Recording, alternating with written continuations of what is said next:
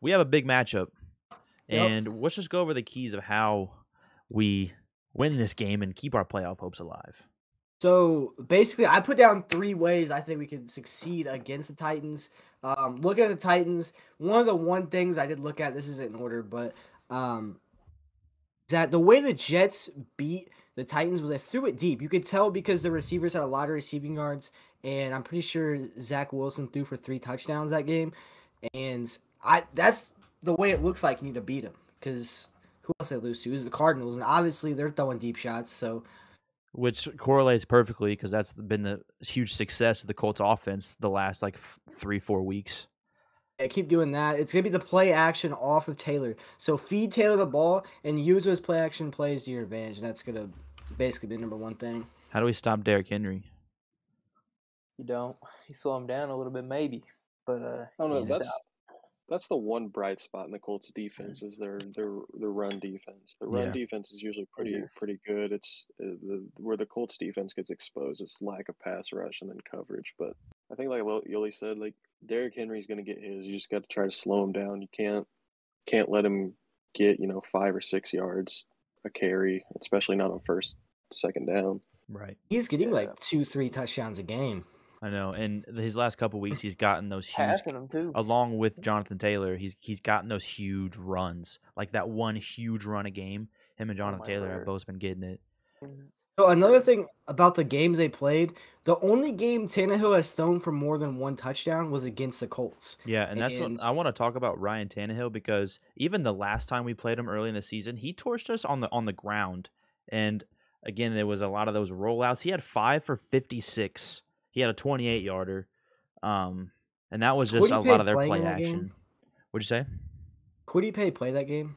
I don't think so. I think that was during the time he was out for that little stretch.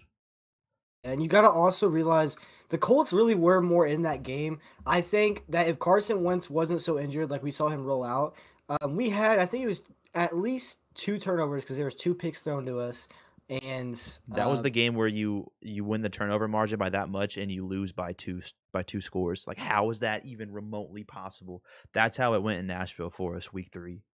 So if we can execute, I don't remember completely that game, but I'm betting you we didn't convert in the red zone, and that's probably what happened. Just knowing the season, Well, but it was I think also- we just That was the able to big problem with convert. the Rams game.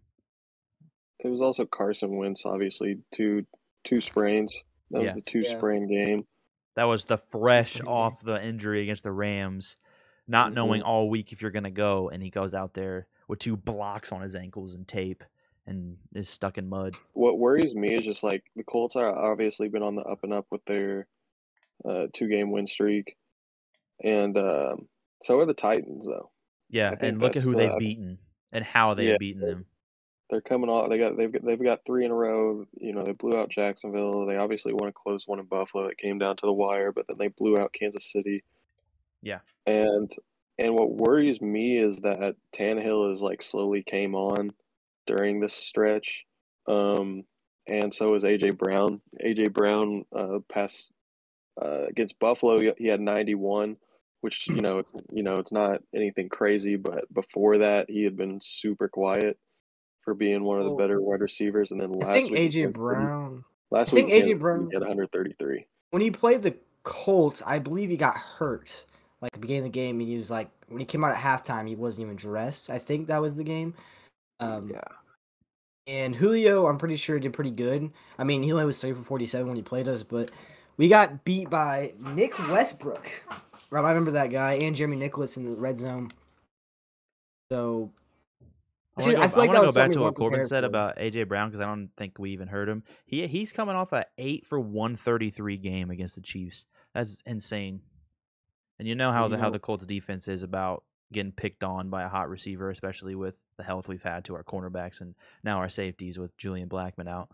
So just Here's something to something keep an else. eye on is Tannehill and AJ Brown kind of brewing up. I think Julio Jones is slated to play, but we'll see. Well, It's and coming off of 105. just going back on AJ Brown, he like I said, against Buffalo 91, Kansas City 133. He's one of the better receivers in the league, but he's just now starting to come on. And I think part of that is Tannehill starting to come on a little bit too. because before those 2 games, his season high was 49, and that was week 1. Yeah. So, like I said, the Colts are on the up and up, but they're also catching the Titans that are on the up and up too. The Titans are starting to look like a playoff team, like what we thought they were going to be. And the Colts are starting to get there. I don't think they're completely what we thought they were going to be, obviously, because the defense is lacking a lot more than we thought at the beginning of the season. But we all knew the Titans would probably be a solid team, obviously competing for the division, and they're really starting to look like that now. The huge matchup to look forward is our offensive line is looking to have the whole starters for the first time this season. Braden Smith finally had full practice today, and Tennessee's defensive line has been red hot in this win streak that they've had, taking down these huge teams. And Danico Autry coming back to Lucas Oil. He's coming off 2 sacks against the Chiefs. So just watch out for their pass rush. Yeah, as a team. Yeah. So like, was that their key? Was that their key to success against the Chiefs? Was the pass rush? I mean, that's anyone's key to success, especially with their young offensive line and their just trash defense in general with the Chiefs. But just watch for that lineup in the trenches this week, and then with the Colts defensive line, Kwity Paye and DeForest Buckner. 2 things. One is, before I say this, I just want to say this: Josh Gordon plays for the Chiefs. I didn't know that. 2, Patrick Mahomes had 35 rushing yards, which, if I'm right, that's a little more than what he usually gets. So I'm assuming that pass rush really got there, and that's forcing him out of the pocket. Yeah. So hoping that Carson Wentz, goes out there and he runs like he did last week. That's going to be a good matchup to see. So here's a stat for you last game against the Chiefs. They had 18 total pressures over the whole game. So, I mean, we know what happens when the Colts O-line gets beat. Eric Fisher's been kind of getting exposed on the left side. Hopefully Carson Wentz, good thing he's healthy. Good thing this isn't another 2 sprained ankles. He has shown the ability to be mobile, but he might have to do the same thing Patrick Mahomes had to, kind of extend plays, escape. And he might have to eat a couple sacks too. I don't know. So we talked a little bit about the Colts' deep balls, how we need to kind of attack the deep ball. It looks like T.Y. Hilton should play. I know it's a little bit more likely than last week in San Francisco.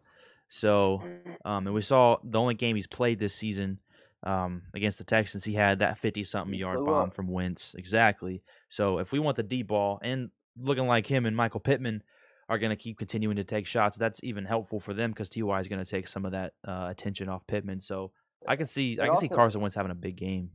I think you just said it, but yeah, T.Y., when he's on the field, he definitely does help alleviate. Like, it helps the other receivers get open more. Yeah, and that's why we struggle as an offense so much statistically. Like, historically, our record when T.Y. is not on the field is terrible.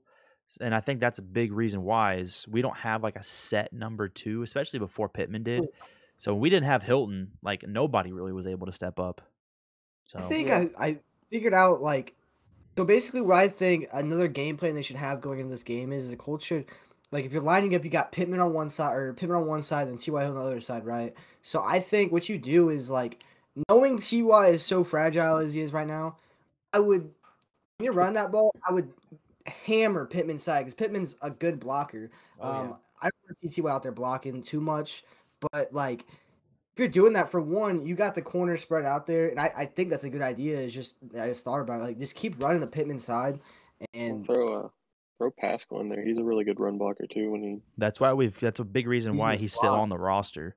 Is his run blocking ability. Well, let's be honest too. I mean, I know what you're saying, but he definitely contributes in the passing game too. Like a lot more, especially in the red zone.